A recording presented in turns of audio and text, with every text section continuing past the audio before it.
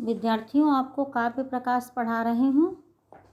मैंने आपको काव्य प्रकाश की प्रथम द्वितीय कारिका में काव्य के प्रयोजन और तृतीय कारिका में मम्मट ने काव्य के हेतु का निरूपण करने के बाद अब मम्मट काव्य के स्वरूप का प्रतिपादन कर रहे हैं। काव्य को आप प्रारंभिक कक्षाओं से ही पढ़ते आए हैं और आपको पता है काव्य दो प्रकार के होते हैं, दृश्य और श्रव्य। उसी काव्य का स्वरूप कैसा होता है उसको मम्मट बता रहे हैं कि कैसे किसको हम काव्य मानेंगे। किसी भी पदार्थ का अव्याप्ति, अतिव्याप्ति तथा असंभव तीनों प्रकार के दोषों से रहित एकदम निर्दुष्ट लक्षण प्रस्तुत करना यूं ही कठिन होता है, फिर काव्य जैसे दुर्बोध पदार्थ का लक्षण करना और भी अधिक कठिन है। फिर भी काव्य प्रकाशकार ने इस दिशा में जो कार्य किया है वह बहुत ही प्रशंसनीय है। काव्य की कोई भी परिभाषा काव्य का चतुरस्र लक्षण नहीं बना सकती है।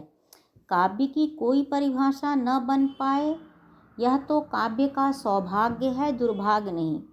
प्रत्येक अलंकारिक अपने युग की काव्यात्मक चेतनाओं को काव्य लक्षण के रूप में प्रकट किया करते हैं। हर एक युग में जो काव्य शास्त्री हैं, अलंकार शास्त्री हैं, अपने अनुसार काव्य के लक्षण को प्रस्तुत किया करते हैं। उनका काव्य लक्षण उस युग के लिए तो ठीक है, किंतु सभी युगों के लिए वही एक आदर्श हो ऐसी बात ठीक नहीं मानी जा सकती है। मम्मट ने काव्य लक्षण के गुण दोष की मीमांसा करने से पहले उसके लक्षण को बताया है। हम मम्मट के काव्य लक्षण के गुण दोष की मीमांसा बाद में करेंगे, पहले उसके लक्षण को जानना आवश्यक है। तो मम्मट लक्षण करते हुए क्या कहते हैं? तद्दोषौ शब्दार्थौ सगुणावनलंकृति पुनः क्वापि। तत् यह सर्वनाम पद काव्य को सूचित करने वाला है। तत् का अर्थ है शब्दार्थौ काव्यम। तत् यह सर्वनाम पद पिछली कार्या काव्यम यशसे अर्थ किते कारिका में प्रयुक्त हुए काव्य पद का सूचित करने वाला है, उसका परामर्शक है। तो कह रहे हैं तद अदोषौ वह काव्य क्या है, कैसा होना चाहिए? दोषों से रहित, सगुणों गुणयुक्त, अनलंकृति पुनः क्वापि, साधारणतः अलंकार सहित परंतु कहीं कहीं अलंकार रहित, शब्दार्थों मतलब शब्द और अर्थ दोनों की समष्टि काव्य कहलाती है। मम्मटाचार्य के अनुसार यह काव्य का लक्षण है। वो क्या कहते हैं? तद अदोषौ दोषों से रहित, सगुणों गुण से युक्त। सगुणों प्लस अलंकृति में ययादि संधि हुई है तो सगुणावन अलंकृति शब्द बन गया है, एचो यया वावः सूत्र से। और शब्दार्थों क्या है? द्विवचन है, क्योंकि इसमें शब्द और अर्थ दोनों को कह रहे हैं। तो दोषों से रहित, गुण से युक्त और साधारणतः अलंकृति पुनः क्वापि, कहीं अलंकार सहित परंतु कहीं अलंकार रहित, शब्द और अर्थ दोनों की समष्टि काव्य कहलाती है। मम्मटाचार्य के अनुसार यह काव्य का लक्षण है। इस लक्षण में सबसे पहली बात यह है कि मम्मट जो है शब्द और अर्थ दोनों की समष्टि को काव्य मानते हैं, केवल शब्द या अर्थ को अलग अलग नहीं। अकेला शब्द या अर्थ इनमें से कोई भी काव्य नहीं है। और इस शब्दार्थों पद के 3 विशेषण मम्मट ने लक्षण में प्रस्तुत किए हैं।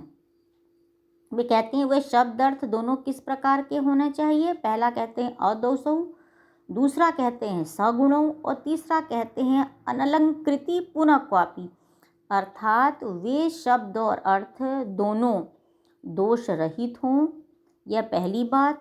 दूसरी बात यह है कि वे शब्द और अर्थ सगुण, माधुर्य आदि काव्य गुणों से युक्त होने चाहिए। वे शब्द अर्थ कैसे होने चाहिए? माधुर्य, ओज, प्रसाद आदि काव्य गुणों से युक्त होने चाहिए। और तीसरी बात यह है कि साधारणतः वे शब्द और अर्थ अलंकार सहित भी होने चाहिए, परंतु जहाँ कहीं रसादी की प्रतीति हो रही हो वहाँ उनके अलंकार विहीन होने पर भी काम चल सकता है। इस प्रकार इन तीन विशेषणों से युक्त शब्द तथा अर्थ की समष्टि का नाम काव्य है, यह मम्मटाचार्य ने बताया। अब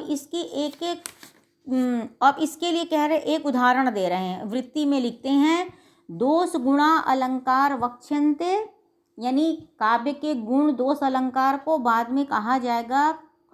क्वापि इत्येनेतद्दाहयत् सर्वत अलंकारौ सालंकारौ क्वचित् स्फुटा अलंकार विरहेपि न काव्यत्व हानि यथा। जो तीसरा गुण बता रहे हैं कि अनलंकृति पुनःकापि, तो कह रहे हैं कि हर जगह तो अलंकार से युक्त शब्द अर्थ होने चाहिए, परंतु कहीं अगर रस आदि की प्रतीति हो रही हो तो वहाँ पर उनके अलंकार विहीन होने पर भी काम चल सकता है, जिसके लिए एक उदाहरण दे रहे हैं। यह कौमार हर स एव ही वरस्ता एव क्षेत्र चपास्ते चोन्मीलित मालती सुरभ्य प्रौढ़ा कदम्बा नीला सा चैवास्मि तथापि तत् सुरत व्यापार लीला विधौ रेवा रोधसी वेतसी तरुतले चेतः समुत्कंठते। अब इसमें बता रहे हैं कि अत्र स्फुटो न क्वचित अलंकार, यहाँ कोई स्पष्ट अलंकार नहीं है। रसस्य च प्रधान्या न अलंकारता, और रस के प्रधान होने से रसवत अलंकार के रूप में भी उसको अलंकार नहीं कहा जा सकता है। इस उदाहरण में उन्होंने बताया है कि सब जगह तो अलंकार सहित शब्द और अर्थ होने चाहिए, परंतु जहाँ कहीं व्यंग्य या रसादि की स्थिति विद्यमान हो वहाँ स्पष्ट रूप से अलंकार की सत्ता न होने पर भी काव्यत्व की हानि नहीं होती है। जैसे ये उदाहरण दिया, यह कौमार हर, ये कह रहे हैं इसमें कोई स्पष्ट अलंकार नहीं है, और रस के प्रधान होने से उसको रसवद अलंकार के रूप में भी नहीं कहा जा सकता है, क्योंकि रसवद अलंकार रस के गौण होने पर भी होता है। तो यहाँ पर अलंकार न होते हुए भी हम इसको काव्य कहेंगे। अब विश्वनाथ के इस काव्य लक्षण की सबसे पहले किसने आलोचना की है? आचार्य विश्वनाथ ने, जिसको कि आप प्रीवियस में इनका ग्रंथ पढ़े हैं साहित्य दर्पण, और आपने देखा है कि उन्होंने मम्मट के काव्य लक्षण के एक एक पद की आलोचना की है और इसकी बुरी तरह छीछालेदर की है। उनका कहना है कि मम्मट जो ये बता रहे हैं ऐसा कोई शब्द अर्थ मिल ही नहीं सकता है, इसलिए वो इसकी आलोचना करते हैं। आपने पूरा उसको पढ़ा है, मैं इसको संक्षेप में इसके एक एक पद की आलोचना करके आपको बताऊंगी।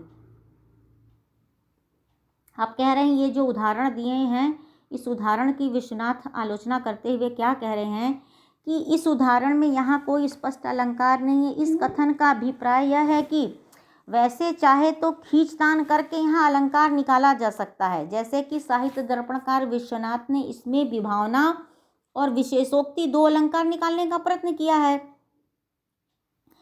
साहित्य दर्पणकार का कहना है कि यहाँ उत्कंठा रूप कार्य का वर्णन किया गया है, परंतु उसका कारण विद्यमान नहीं है। अतः उत्कंठा का कारण न होने पर भी उत्कंठा रूप कार्य का वर्णन होने से यहाँ विभावना अलंकार है, तथा उत्कंठा भाव का कारण रहते हुए भी उत्कंठा भाव कार्य के न होने से विशेषोक्ति अलंकार भी पाया जाता है। ये विश्वनाथ का कहना है कि यहाँ पर दो अलंकार है, जबकि मम्मटाचार्य का कहना है कि इसमें कोई अलंकार नहीं है। तो विश्वनाथ ने इस उदाहरण में विभावना और विशेषोक्ति दो अलंकारों को बताया है। अब विश्वनाथ के इस आलोचना की मम्मट ने क्या समाधान किया है?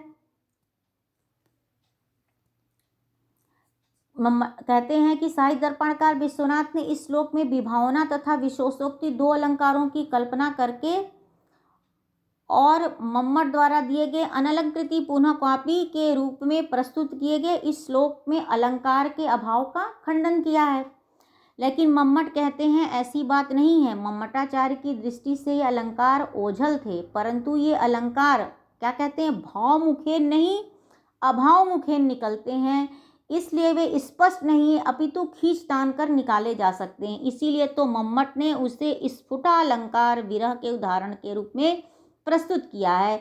अतः विश्वनाथ ने जो इस उदाहरण का खंडन किया है वह युक्ति संगत नहीं है। विश्वनाथ ने अपने साहित्य दर्पण में मम्मटाचार्य के इस काव्य लक्षण की बुरी तरह से छीछालेदर की है। उनकी दृष्टि में तो काव्य प्रकाश के इस काव्य लक्षण में पद संख्या तोपि भूयसी दोषाणाम संख्या, जितने पद प्रयुक्त हैं उससे भी अधिक उसमें दोष पाए जाते हैं। इस प्रकार साहित्य दर्पणकार ने मम्मट के द्वारा स्फुट अलंकार विरहत्वे का जो उदाहरण दिया है, यह कौमार हर सह वरस्ता चैत्र छपा, इसमें दो अलंकारों की उन्होंने जबरदस्ती निकाला है, विभोना और विशोषोक्ति। लेकिन मम्मटाचार्य की दृष्टि से ऐसा नहीं था कि ये अलंकार ओझल थे, बल्कि ये अलंकार भावमुखे नहीं अपितु अभावमुखे यानी खींच तान कर निकाले जाते हैं। इसीलिए मम्मट ने इसको स्फुट अलंकार विरह के उदाहरण के रूप में प्रस्तुत किया है। ये तो हो गई अलंकृति पुनः कॉपी इस पद की विश्वनाथ द्वारा आलोचना। अब इसके आगे अगली क्लास में हम आपको अदौसो पद की आलोचना बताएंगे कि कैसे अदौसो पद की आलोचना साहित्य दर्पणकार विश्वनाथ ने की है।